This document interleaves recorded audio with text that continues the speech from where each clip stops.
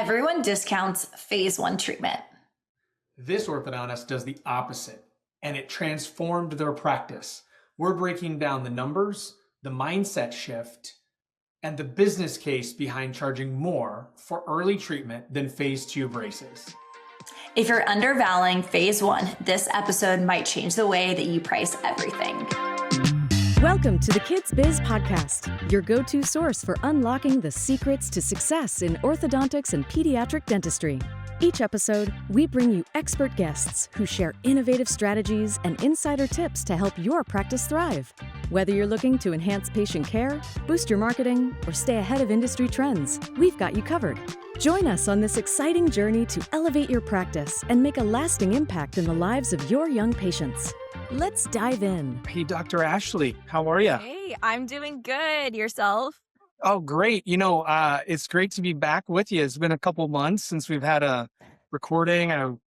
Christmas and New Year's and kind of first of the year has been a little bit busy. Yes, it has been. So I'm super excited to be back recording. Yeah. Well, we've got an awesome guest, Dr. Zach. He's from Ohio and kind of stays at the forefront of all things kind of in the ortho-pedo world in his practice. And we're excited to have him here to share kind of his story about his practice and give a bunch of insights that I think our listeners are going to really get excited about. So yeah, welcome, Dr. Zach. Yeah, thank you guys for having me. I've been following your guys' podcast really from day one, and I love what you guys are doing and the impact that this can have for all of our practices, especially with the orthopedo model. I think it's amazing that you guys are doing this. Oh, well, thank you so much. Thank you. So my introduction to Zach is a little bit unique. If you guys are not following our Facebook group, that's how I got introduced to Zach. He was just replying to someone's post on there. And basically the conversation got started because, as we all do as practice owners, we're kind of comparing ourselves to others, which we should not be doing. But, it's kind of nice to kind of see where we're falling, right? So the commenter was kind of just saying, on Gauge, the US average case fee is $56.08. And she was concerned because her case fee is much lower.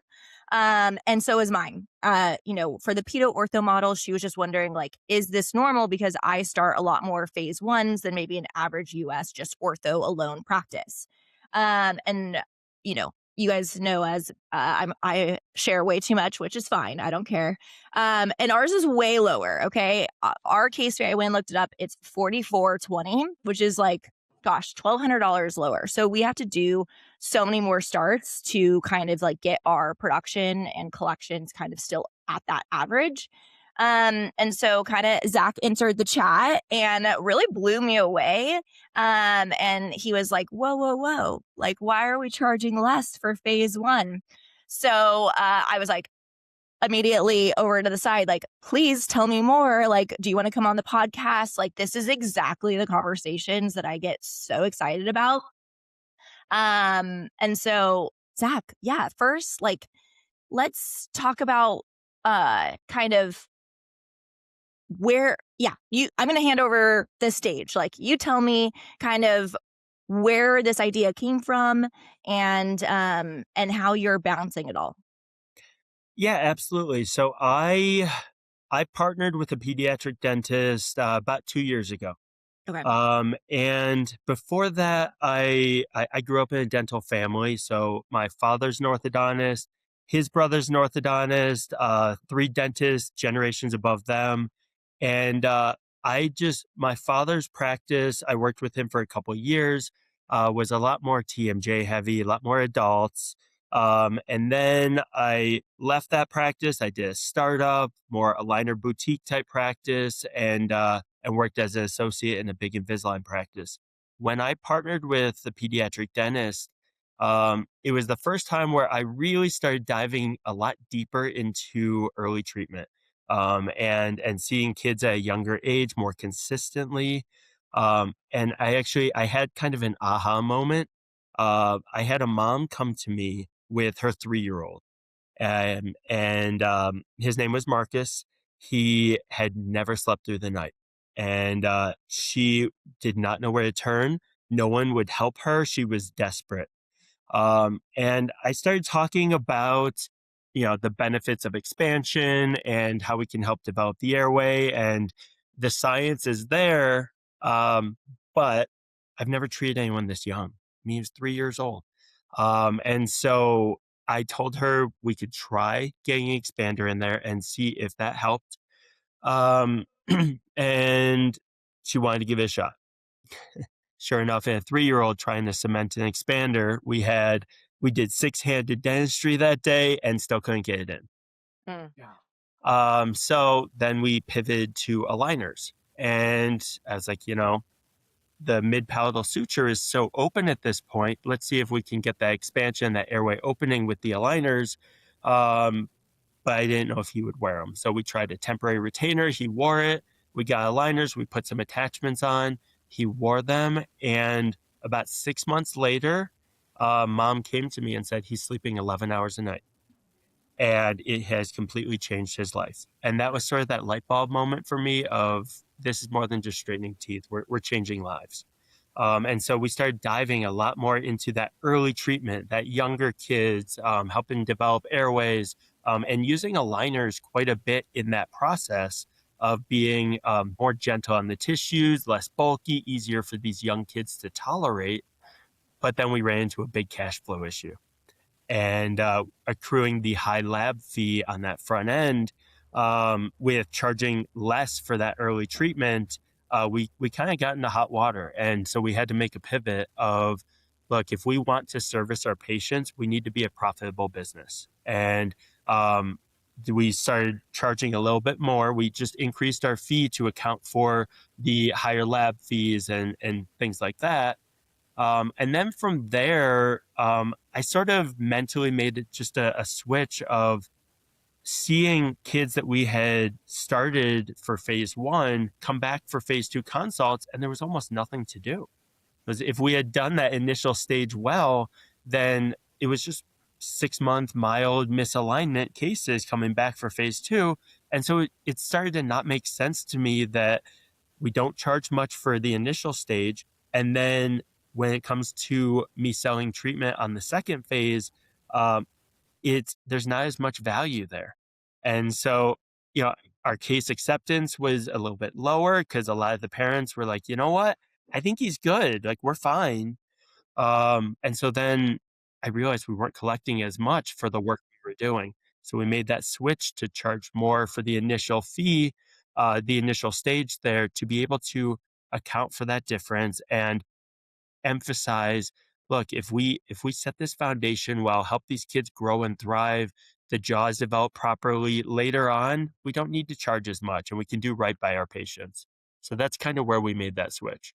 So are you guys doing AP correction during this early treatment phase? Not a ton of AP. I Okay. have a huge fear that when I see a class 2, if I get aggressive about correcting that, then that jaw's going to grow and then we will have overdone it. I would say I do a little bit. And actually what I'm starting to find, believe it or not, is I'm starting to replace like face masks, for instance, with elastics with the aligners. That the jaws are so pliable at that point. And with having the plastic between the teeth, the bite corrects so seamlessly. I'm actually starting to see some amazing results just by doing that minimally invasive. If I need a face mask, I use a face mask. Yeah. In terms of correcting class 2s early on, if it's extreme, we'll try something to help guide the mandible, but I don't get too in depth with it. Okay. Yeah, because that's kind of like the main area where, you're like, oh, there's not much to do still in that second phase. But like when they're like a full step class 2 in phase 1 and I'm not really touching it, I kind of been noticing that they still continue to be that full step. And then obviously there's, a lot of work to still be done for that second phase. So I was just curious how you were managing that. Yeah, I completely agree. I would say if it's a full step, I try to at least get it to a half step. I Okay. think, And that's with elastics. yeah, Because what I'm finding is that cusp fossa relationship, if those teeth are locked in at that, full step class 2, you're right. A lot of times, even as the jaws grow, it stays that way. But if Yeah. I can kind of unlock that, then the jaw tends to start to catch up a little bit more, is at least what I'm seeing in my office. So let's kind of go back to like the why behind charging more. Do you feel like, obviously you said, you're doing all the work front loading, but let's like dive a little bit more into it. Like, do you feel like there's actually more visits in phase 1? Do you feel like there's like more parent communication that you're having to do? I find myself like, I'm like, my brain is going too, because I'm like, in the phase 1, my referral list is like insane. I'm talking to the ENTs, I'm talking to the myofunctional therapists. There's so much like collaborative care that is not really built into my fee per se. And so I'm just kind of curious if you kind of feel that same way. And that was kind of even more of like the reasoning, like, kind of as I was thinking, I was talking to my COO, I'm like, I'm so interested to talk to him because, yeah, when I really think about it, I put a lot more work into my phase 1 cases. Mhm. Yeah. Oh, for sure. Yeah, I think you hit the nail on the head there. I think a lot of it is the communication between, different practitioners. And I, on my early treatment cases, my consults typically are twice as long as they are for full permanent dentition. It's a lot more education that you have to do to get the parents to understand what your goals are. Because I'm sure you run into it all the time too. I have parents come in for the consultations and they're like, why am I here? I didn't get braces till I was a teenager. Right. Like, what, are you just trying to make more money off me? What is this? And so we have to explain, the development of the jaws, that airway, that our goal is to be on the preventative side of things. I tell patients all the time that, if we wait until 12, 13, 14, when all the permanent teeth are in, 90% of the jaw growth is done. And so that's why orthodontists used to always take out permanent teeth. And we don't like doing that if we don't have to.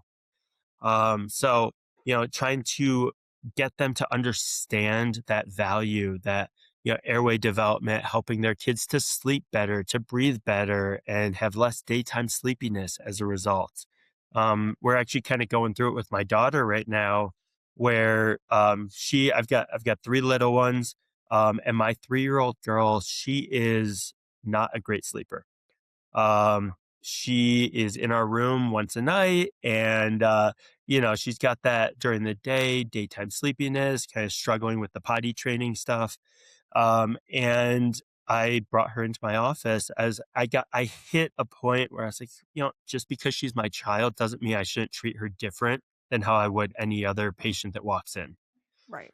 Sure. And so I got the cone beam on her and I analyzed it, and like, her tonsils and adenoids are massive. And so I was like, okay, if we wait on this, she's going to go through all these years where she needs that proper brain development, but she's not getting proper oxygen to the brain. And so, we're going to miss the boat on things. So, yeah, she's getting her adenoids out later this month. And we're kind of navigating that route. But I find it's a lot more interdisciplinary communication, a lot more education with the parents. In terms of treatment, time, and appointments, I wouldn't say I necessarily have a lot more appointments with the early treatment than I do later on. But the focus is a lot different. Yeah, that makes Sure. sense. I feel that in my practice as well. I Can, can think. Oh yeah, oh, go ahead, Devin. I was just going to ask, just this is more of a clarification question. So when you were talking about your fees, in general, you have decreased your second phase comprehensive fee if if you had them in a phase 1 and you're charging more for the phase 1. So you've kind of replaced you've transposed them. A little bit, yeah. So we've separated out comprehensive compared to phase 2. If Gotcha. someone's Okay. never had any treatment and they walk in, we have a comprehensive fee that is still that same level. And I would say for our area, we are very much middle of the road. So we're not a high end in terms of the price point. We're not low end. We are, like our comprehensive fee, it's a little under that 7,000 level there, which I would say is pretty standard for our area, being in the Midwest, not being in a big major city. But if they've had previous treatment in that initial stage, then we do have a reduced fee for a phase 2, and we have adjusted that accordingly with the increase of the initial stage. Now, Okay. what about a patient that came to you for a consult for phase 2, but they had phase 1 elsewhere? Because obviously it wasn't your treatment plan. They may have not done something how you set it up. Um, you're obviously charging more for that phase 2. So you're only charging less for the phase 1 cases that you've done. I would say yes and no with that. Oh, okay. The answer in general is yes, but I look at the amount of time I estimate that patient will be in treatment. So I usually set 12 months as kind of a threshold that if Uh, I think we can accomplish the correction of the malocclusion in less than 12 months, I have a limited treatment fee. Just because we want to run a successful business, we want to be profitable, make money, but I also want to feel good about what I'm doing. And it's and maybe it's just still being a younger practitioner, kind of growing into that selling treatment. I don't feel comfortable charging that full fee when I know I can get these teeth straightened out in 6 months. yeah. Right. Right. So what is the percentage difference between your phase? Because everyone's going to be wanting to know, like, well, how much more is he charging for phase 1 than phase 2? So kind of you could tell us what you feel comfortable with. What is that price difference? Yeah, absolutely. So I would say it was midway through last year. So maybe about 7 or 8 months ago, we made a switch. We increased our phase 1 fee by about 30%. Okay. Yeah, so we were charging initially, depending on what appliances would be involved, anywhere from like 2 to 3,000. Okay. And That's so actually low, I think. yeah, and I I felt so too. And then yeah, we're most phase ones we're up over 4,000 now. Okay. And then we've brought down that phase 2 to almost the same level. Okay. So it's I think as of today we are charging uh between 500 to 1,000 more for that phase 2 compared to the phase 1.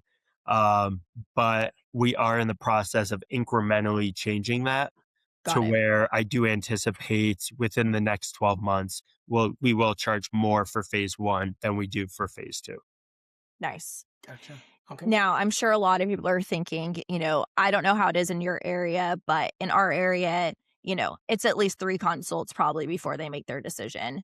If they're coming straight from repeato practice, obviously our case acceptance is going to be higher. But if they're just coming, from Google or social media, they tend to have more consults. So, what happens when a parent, call because they all want to price shop? They all want to be like, can you give us a discount? Can you price match? So what are you saying? What is your scripting to your TC to tell these parents? What are you saying in that defense of why the value behind your pricing? When I use the keyword there, value is not to focus on the price point, but what you're getting for that. Have you ever read the book, The Go-Giver? No, but Um, it sounds like I should. If you haven't, it's a great read. It's one of my favorites. It basically talks about in life your compensation, your influence is based on how much more value you give for the compensation you receive for it. And so I try to highlight our expertise in, you know, developing airways, in treating these young kids, in helping them to grow and thrive and avoiding more invasive things down the line. And so when we can highlight that, it takes the conversation away from cost.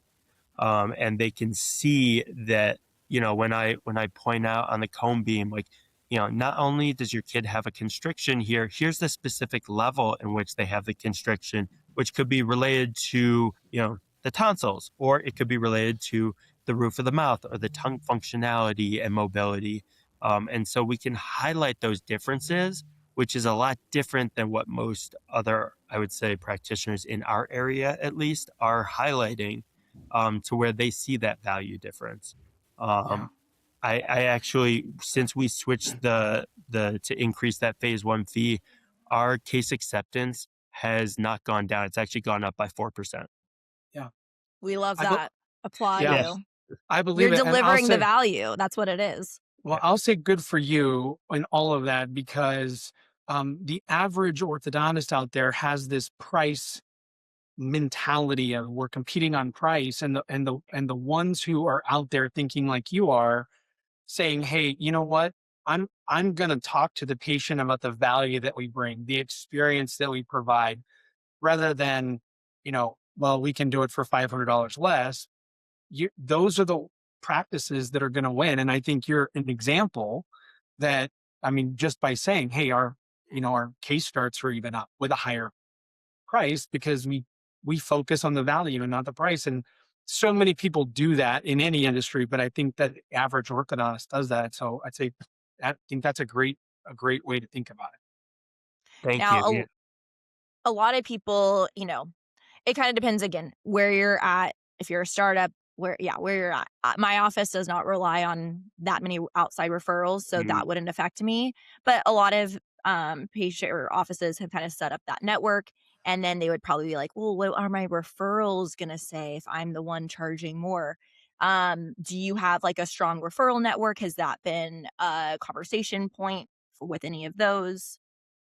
Yeah, absolutely. We are in the process of developing a little bit stronger. So we do have some outside referrals, that we have connections with, but I would say most of our patients do come from internal, what we would Yeah. refer to it. So we set up what we call the 7 Up Club, where in the pediatric office, as patients are going through hygiene and going through their routine visits, when they hit a certain age, they get a token, and it's basically you follow the path. The way our office is set up is we have actually an umbrella of, in a strip center, we've got 3 offices all next to each other. So there's a GP office, there's a pediatric office, and there is the orthodontic office. We are all 3 separate businesses, but we have a cohesive nature there. And so there's a hallway that goes from the pedo office to the ortho office that they take Nice. a token, they come over, they spin a wheel, get a prize, and we set them up for a consult. And then it's a chance to get an initial touch point with the families, so that if they're ready if they need treatment at that point, awesome. If they don't, then we let them know, hey, like, you've got a great foundation, things are looking good. Let's just, observe kind of once a year, make sure everything's still developing properly. And if we need to jump in, then we'll do it at the right time. So that's really helped to solidify that. I would say we've gone from, about 2 years ago, almost 100% of our patients came from those offices. It's now at about 80%. So we have found more people finding us online, on social media, through Google, and then we are And developing. word of mouth too, the more people that you're finishing and they have this level of experience that they're not getting Mhm. somewhere else, they're going to tell their mommy groups and things like that. So, Yeah. Yeah. So and we're trying to ingrain ourselves in the community much more now. And I think, getting back to that value piece, we pride ourselves on providing the best patient experience of anyone around. We've done everything we can to help support that. And it starts from the initial call, right? Like the scripting on the team is so important that they're getting that high level customer service all throughout the patient journey. And we built out a new office space, moved into it last April. High end, all the bells and whistles, technology, all digital workflow. And so they see that value. So I really don't have to hone in too much on, um, you know, talking to the referrals on like, this is why we charge more. They see it. Yeah. Two things from following up from what you had just said. So, everyone kind of thinks like, oh, like we nail our customer service, right? But kind of if we went to each other's offices, like we kind of maybe are doing it somewhat similar. Like it's not truly so unique. What is one thing that you think that you do that is truly unique that you don't feel like any other orthodontists are doing, from that initial call, a question that you're asking, like something that not other people are doing? And I can give you a second to think Yeah, about no, that. it's a really good point. I spent a lot of time, especially my first couple years out of residency, trying to visit as many offices as I could, and I I was almost somewhat disappointed, I would say, in general. I would visit, even in my area, like all the highest level offices that were most respected, and a lot of times I walk away and be like, that's the place. That's the best we're doing. And it was a shock moment for me, but Right. I don't know if there's anything specific I can really point to. I spend a lot of time and effort empowering my team. So I'm really big and really passionate about culture and about positivity. And so like for instance, every year in the winter, I do a book club with my team. And so the last 2 years, it was one book a month. We sit down, we talk about it. It was things like that book I mentioned, The Go-Giver, The Energy Bus, Fish, like things that are all about positive work culture and spreading positivity. This year I took a different strategy with it. I found a YouTube channel I really liked. It's called Goalcast, Goalcast. And it's like 10-minute videos on the average.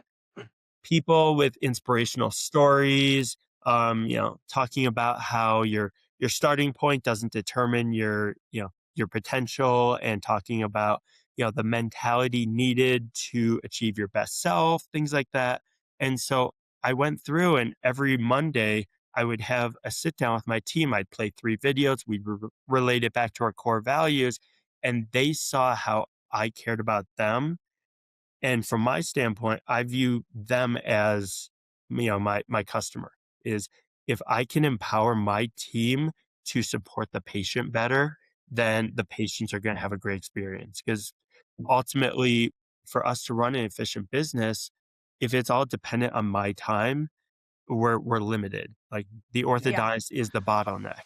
And Yeah. so if I can make them into mini versions of myself and really treat the patients to, make them feel comfortable. I come from a family that has dealt with some mental health stuff, over the years. And I understand that value of, look, we don't know what our patients are going through. They could be sitting in our chair with some really dark thoughts in their mind. You just never know what's going on in their life. Teenagers especially put so much pressure on themselves that I always tell my team, if we can give these kids a half hour of positivity when they sit in our chair once every 6 weeks, we've made an impact on them. And so kind of focusing with that mentality, when you walk into our office, it's all energy. It's exciting. They feel that. And I think that's really our biggest differentiator. So, so to follow up on the culture piece, I think that is, everybody wants a great culture. Everybody talks about a great culture, but no one wants to put in the time that it takes to build it. And it sounds like you're taking the time. Can you tell our listeners kind of about how much time you spend putting that together? Because I think that's really important, that the Ritz culture doesn't just happen. They take the time, their managers take the time, and nobody, business owners don't want to stay for the evening huddle. They don't want to get there for the morning huddle, but they want their team to. And you're going even above and beyond and creating opportunities for engagement and learning and investing in them. So if you wouldn't mind just kind of sharing a little bit about what that looks like in your week, or from a time commitment. Yeah, absolutely. I am someone who does not sit still very well. I'm constantly like I always consider myself not a great sleeper just because the mind doesn't turn off. I try to get a workout in the morning. I go to clinic. I help with my kids in the evening, spend family time, hop on my laptop after that. And so I would say maybe an average of, an hour a day, I would say I spend focusing on that. So it's definitely consistent, but not, taking over my life. Sure. I'm really big on systems, and I think it's helped with that culture in the office because everyone knows what to expect.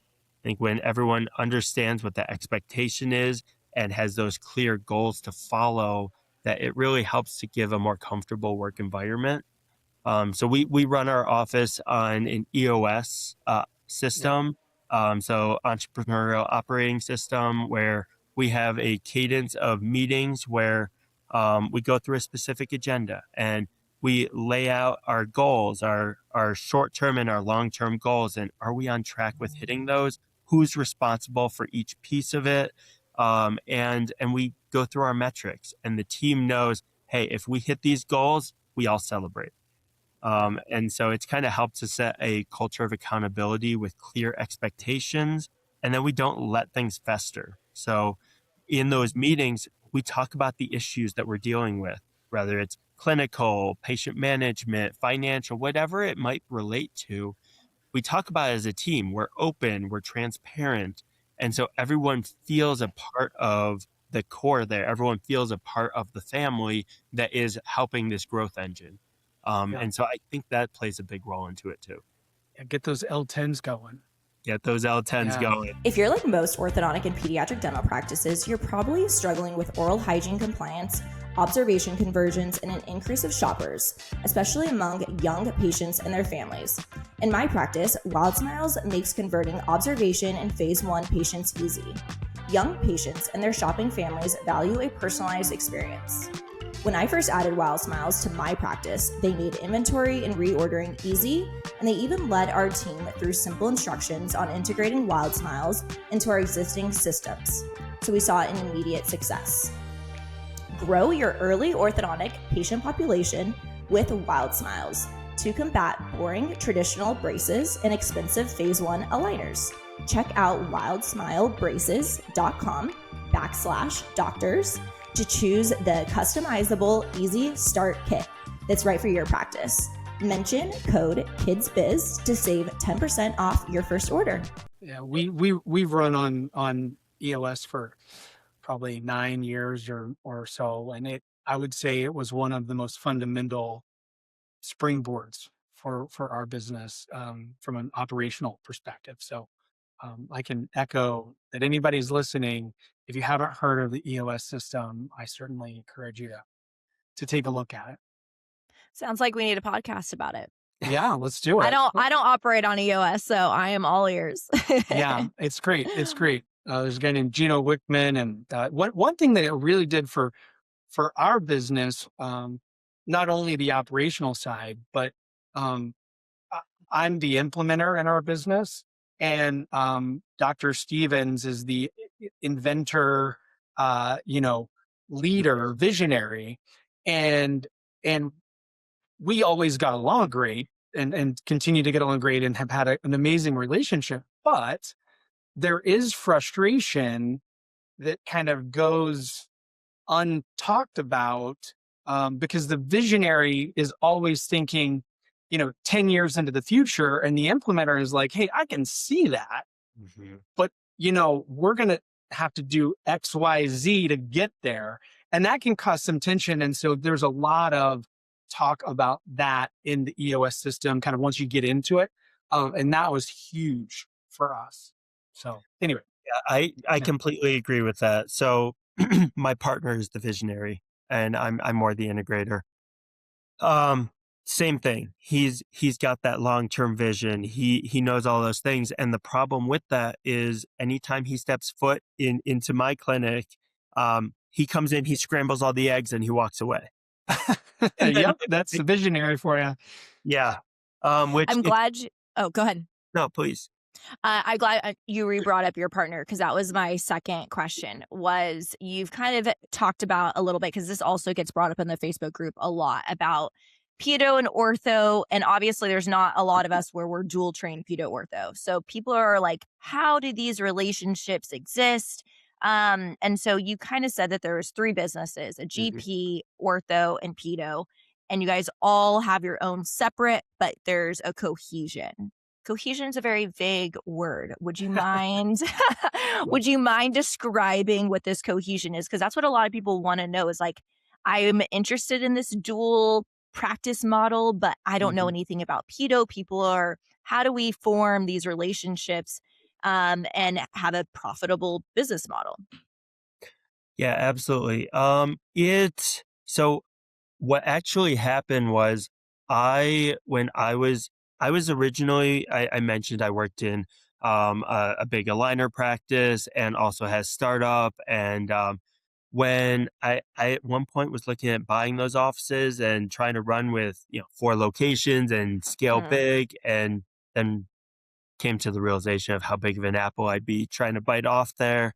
And so when I got connected with my partner, I actually worked for him for the first couple years in the pedo office. So got it. it wasn't a separate ortho office initially. I came in hired by the pedo office, and then I ultimately we grew it so much that we realized, okay, we're maximizing what we can get from this office here.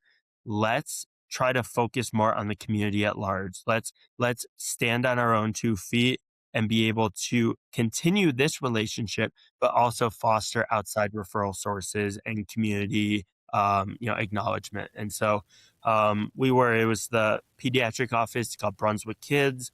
And Milton Dragatakis is my partner. He started it about 15 years ago. And it's a big office. They've got, 4 pediatric dentists, and we're doing some of their own ortho. And then I give them a lot of credit not being orthodontists. They were doing it at a really high level. And so it was really cool to see, coming from an orthodontist that had never been exposed to pediatric dentists doing ortho and that model. And then it grew to the point where they wanted to bring on an orthodontist. I came in, our core values aligned, and it was a great marriage. And then I don't know if part of it was the systems we put in place. I don't know if part of it was patient confidence of having an orthodontist doing the treatment. What it was, we started growing like crazy. We had a little 4-chair open bay clinic, and we were growing. I think my first year there, it was almost a 50% growth. And then since Wow. then, it was 30% year over year the last couple of years. Wow, that's Um, amazing. it unbelievable to be a part of, and it's been so exciting.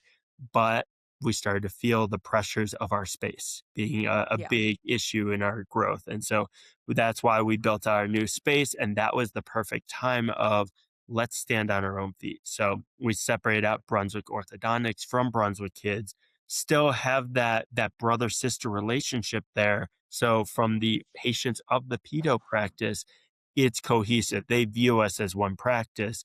But now that we are standalone, we're marketing direct to the community and into the schools and local sports teams. We're also then talking to other dentists and, practitioners in the area, trying to cultivate those relationships. So it's, I would say, been a really good situation where he's not only my partner, he's a mentor for me, and is really in tune with the administrative side of things. And So when yeah, you say partner, does he own a portion of your orthodontic practice? Okay. And is that yes. kind of like, because I know, there's so many ways to do it. I've heard orthodontists that pay rent to pedo, and that's like their referral fee. I mean, you could get really Yeah, creative, for sure. So okay, so basically, you built within his practice, Mhm. separated it out, and then he owns a portion of yours. Okay, that makes sense. Exactly. And that I think that percentage of ownership will probably have, fluidity over the years. But especially early on, I wanted to give respect and pay homage to what he had built. Yeah. Sure. And then he also in return gave me respect of the added value that I brought. And so it's been a relationship that's built on mutual respect and admiration that I think really needs to be the foundation of any partnership. Yeah. So it's 100%. worked well for us. I've been in situations previously where it wasn't necessarily the case, and it never felt like an equal situation and comfortability. Yeah. Yeah. I will add, just being in the business for so long, there are a number of, you know, orthodontists that have been in practice for a long time that they don't want to understand where the younger guys coming from. Also, there's the younger guys that don't, that they want the lifestyle, they want the practice of the older guy Mhm. without putting in the work. And so I think your point about, and whether that's actually like they're actually thinking through that or not, I would question how much thought they put into that. But I think your point about working from a point of foundation of mutual respect is something that can go a long way when it comes to looking for partnerships, looking for who's going to replace you, looking for who you're going to go into business with. And I don't know that in some of the things I've seen over the years that that's always at the forefront of the mind. So again, kudos to you guys for being able to figure that out. Thank you. Yeah, I think core values are so important. I think as individuals, we all have different priorities in life and different places we come from. But to be authentic, to be true to yourself and know who you are, what you stand for, and what success means to you, I think is really important because as a young practitioner coming out from residency, trying to figure out what kind of office you want to work in, if you're in a situation that doesn't fit who you are as a person, I don't think you're ever going to achieve your highest level of happiness and success. And so to try when you're going into a partnership, find someone who fits those same values as you, I think makes a world of a difference. Well, and to go back to the EOS, one of the most powerful things about it, and I would be interested to hear if you agree with this, but that you actually review the employees and the team members on how well they match up against the core values of the business. Mhm. Which that's a game changer because if you don't align with the core values of the business, you're not going to last long. And so I think that was a huge thing for us. So I don't know what you think about that, but I thought it was pretty cool. Yeah, I completely agree. In our office, we don't want to hire people who are just looking at it as a job. We want to Yeah. hire people who want to fit with our team and to help us to achieve these goals. And knowing that, look, as they dedicate themselves to it, they're going to feel that self gratification as well, and be able to help achieve their own goals and feel the benefit of that success themselves. Yeah. The difference of looking at it as a job versus kind of a vocational viewpoint of how you work. I think hmm it's Yeah, great. and we're very big on work hard, play hard. That Yeah. we have high expectations for our teams, but when we hit those goals, we celebrate and we do That's big great. celebrations, and it's fun. That we recently had we do our holiday parties this time of year just because everyone gets so busy in December. It's hard to find dates that fit for everyone. And between the three offices that we all kind of have that brother sister relationship with there, I mean, we've got, 70 team members plus, the plus ones, the spouses, it's basically like putting on a wedding. And Yeah. so we went to, there's a bar that opened up recently in our area called Birdie Town. It's basically a putt, a hipster type bar. We went there, we had a blast. Everyone loved it. And our team was just like the rah rah, as it was that moment of, all right, we've built a good culture. Like this is a family, and like they're like this is the fun group that everyone wants to be a part of. I love that. Yeah. Sounds like you have really elevated your brand from like a cultural standpoint, from like a growth focused standpoint.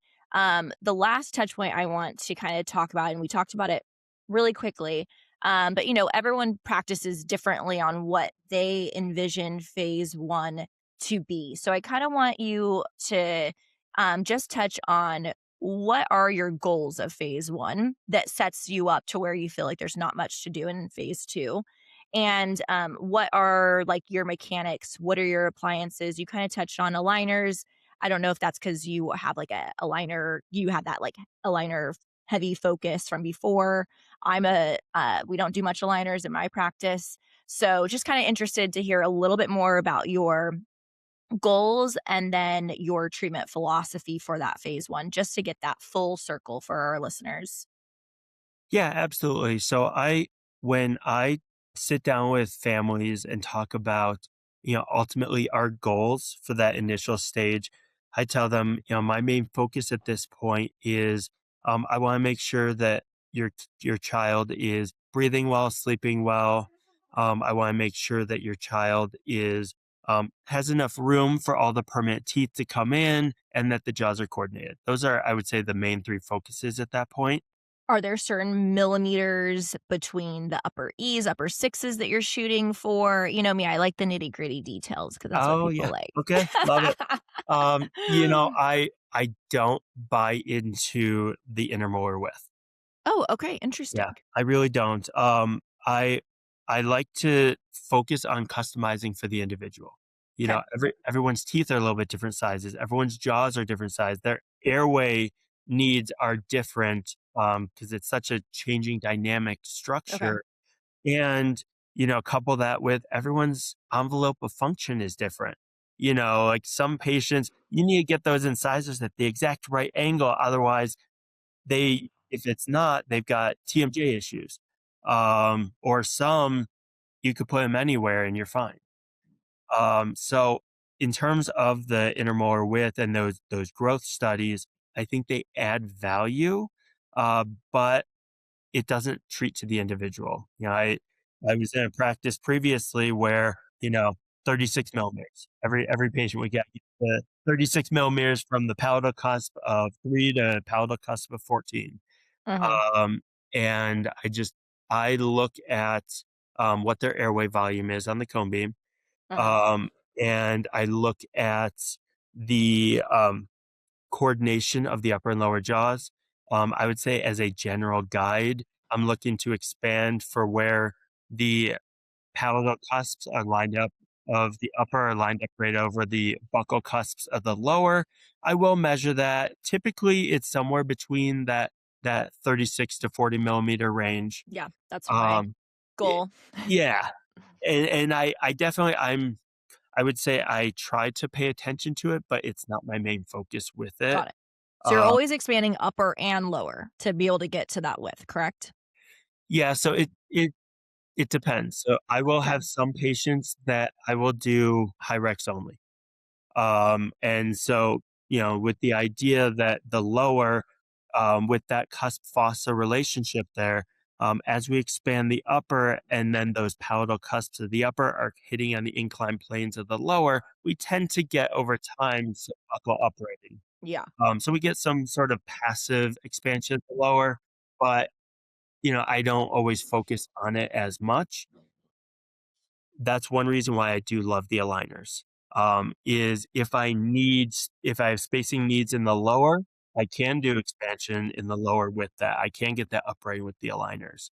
A lot of times, if I have spacing needs in that lower arch and they're not going to wear aligners, or they're approaching the age where that high rex is going to give me more skeletal expansion than the aligners, then I'll add some partial braces on there. So I would say my three main ways of attacking that phase one is either, high rex with or without some partial brackets, or the aligners is usually where I'm at.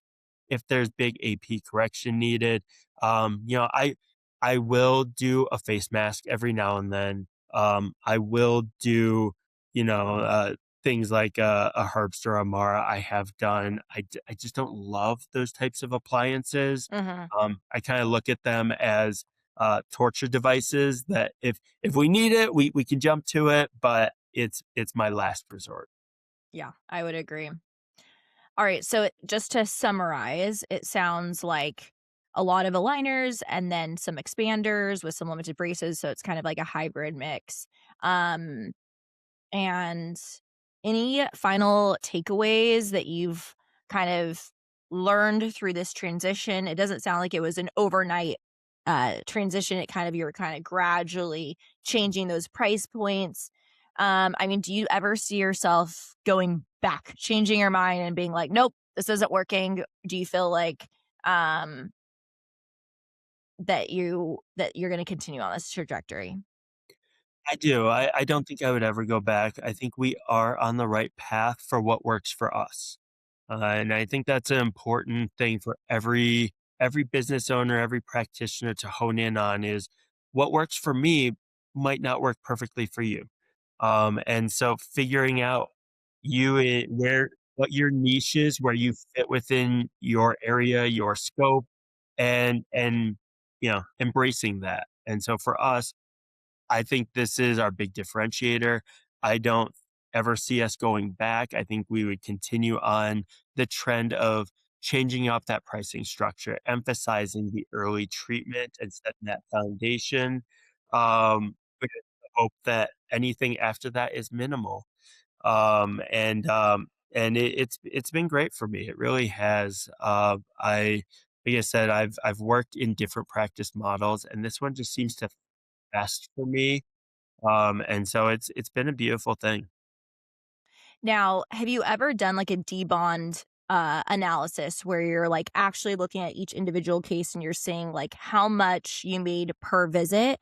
Because just here's another perspective. You know, we do charge less for phase one, but I have it so regimented down that it's the efficiency of phase one for me in my hands. And I'm not using aligners, but the efficiency is so good that I mean, we're making $700 a visit for phase one, whereas our phase twos are like, gosh, 300, 350. And so for me, I feel like I'm already, you know, I'm way more profitable for phase one, even though I'm not charging more. Have you ever kind of looked at it from that perspective? Yeah, we have. We've taken a deep dive into our metrics and tried to, you know, same thing with you, be more efficient in that way. Um, our profitability was for a little while hovering pretty even. Oh, okay. Yeah, I think we were per visit making, you know, it was almost negligible. It was like 50 to $100 more per visit for the phase ones. But with our pricing structure change, I do anticipate that disparity increasing. Right. But where we are now, it's not a huge difference. Um, I try to keep really in general treatment both a very clear separation between phase one and phase two, and any stint of treatment I don't like to go over like 18 months. Um, mainly from a hygiene standpoint and a burnout standpoint for the Yeah. patients. And so, you know, we try to minimize our patients. We're leveraging technology as much as we can, and that includes adding in remote monitoring, trying to minimize, you know, extend out intervals between appointments and minimize those touch points. And then even with that, a lot of those touch points, no patient leaves the office without a clear next visit note, so that when they come in, my team members know what to do when that patient sits in the chair. They're not waiting on me to come over and tell them. And so it's really helped us to be able to minimize my time at the chair to help with that efficiency, be able to see service more. Yeah. Um, Love that. Question about you mentioned remote monitoring and then going back to kind of your 7 Up observation program. Mhm. Have you experimented with monetizing the observation program? And do you know what I mean when I say that? I do, Okay. and we have not yet.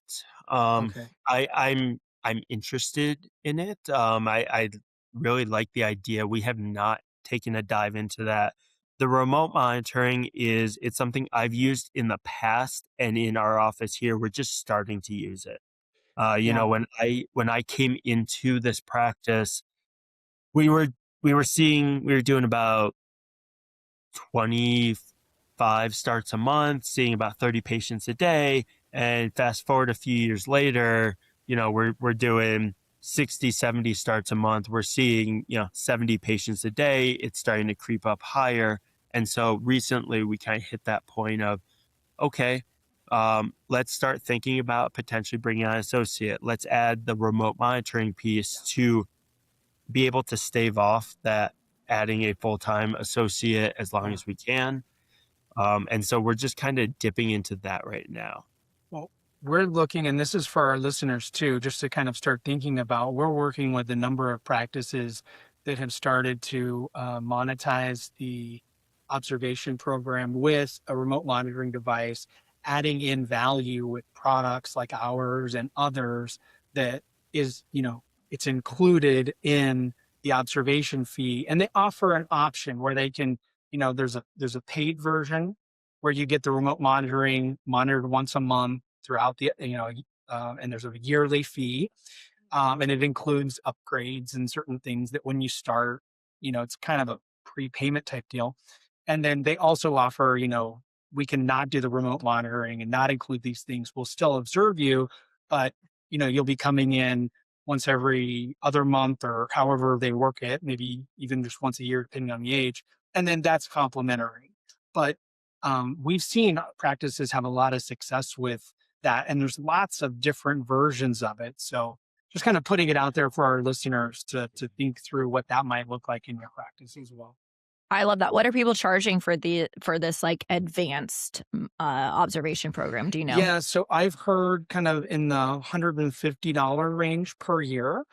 Okay. Um, I I've also heard above $500. What the 500 and above range is really looking at things like, um, we're doing the remote monitoring, but we're also adding in, a free upgrade to Wild Smiles. We're adding in these different, like Dr. Zach, that you're talking about, you're adding in some of the value pieces that you might have otherwise charged for or shown as an upcharge and then given it as a discount or whatever.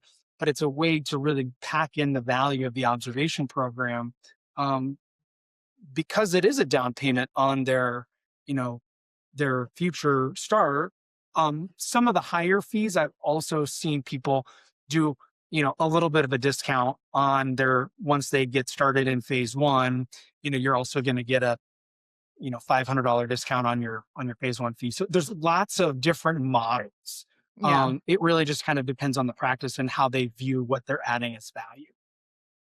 Love I think that. that's So, super cool. Yeah, I've sort of kind of toyed with the idea of a all-inclusive comprehensive price yeah, of, basically I think a barrier with when you talk about increasing fees, which frankly, as business owners, we should be. Inflation's gone up, supply costs have gone up, staffing costs have gone up, and all of those significantly. I mean, the overhead of a practice now, could be easily, two, three times what it was, 10, 15 years ago. And we've in general increased our fees by a couple $100, a little bit yeah, here and there. yeah, So, I thought about the idea of, hey, if a barrier to starting treatment is that monthly fee, fine. Instead of separating out phase one and phase two, it'll be 10 grand for comprehensive, for everything, for starting with that phase one through that phase two and the observation in between. And then you can finance out that amount for 60, 70, 80 months instead of that, here's our treatment time here. Here's the full fee. This is the life cycle of a patient. Now you're paying half amount per month and you know what that path looks like. yeah. I Yeah, I think think that's a it's great idea. different models. We also one thing I was curious about, I know some offices do a retainer program. And it's something I've wanted to incorporate. We just haven't quite figured out the logistics yet. And I think that's a big piece that could, the remote monitoring could help with something like that too. Absolutely. Yeah, Yeah. absolutely. Well, Well, it Dr. Zach, sounds like we have our next topic for Yeah. our podcast, retainer programs and observation programs. I love this Yeah. idea because we do both. I haven't thought that I'm paying for observation, but I am. We do our patients after phase 1 go into myobrace and they pay for that and I'm observing them. So Yeah. I'm like, oh, I kind of am doing that. Yeah. And we build that into their phase 1 price. So yeah, I think that we should have a few people on about how different methods of doing it. That'd be a great conversation next. Here we go. Well, Dr. Zach, thank you for spending Yes. some of your time today. I know you're out of the office on a little vacation, so we appreciate you taking some time Yes. to share your practice story with us. I think so many of our listeners picked up so many different nuggets. So really appreciate you today. Thank you. Absolutely. It's my pleasure. And I have so much gratitude toward you guys for having me on. I enjoy this stuff. It's fun. And it's nice to be able to talk with some amazing people and bounce ideas off each other. So I look forward to you guys continuing to do this and continuing to learn from you. Thank you so Appreciate much. it. Thank you. Thank you for listening to the Kids Biz podcast. We hope you gained valuable insights to elevate your practice. If you enjoyed the episode, please take a moment to leave us a review. It really helps us grow. Want to dive deeper into our community? Join the Kids Biz Facebook group for discussions, resources, and networking with fellow professionals. Until next time, keep striving for success in your ortho and pediatric practice.